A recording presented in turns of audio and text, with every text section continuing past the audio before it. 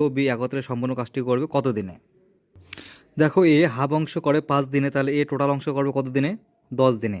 আরেকটা দেখো B, B 3-এর 1 অংশ করে 4 দিনে, তাহলে 3-এর 1 অংশ যদি করে 4 দিনে, তাহলে 3 টোটাল অংশ কত করবে? 3 × 4 = 12 দিনে। আর এই আমাদের এ 10 দিনে করে টোটাল কাজটি, বি 12 দিনে করে টোটাল কাজটি, আর এর দুই যে লসাগু হচ্ছে 60, এই 60 ধরে নিলাম আমরা টোটাল কাজ।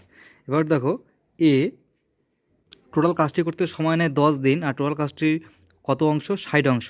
তাহলে একদিনে করে কত অংশ টোটাল কাজটির? একদিনে করে 6 অংশ। বি টাইম নেয় 12 দিন, টোটাল কাজটি কত অংশ? 60 অংশ। তাহলে বি একা একদিনে করে কত অংশ?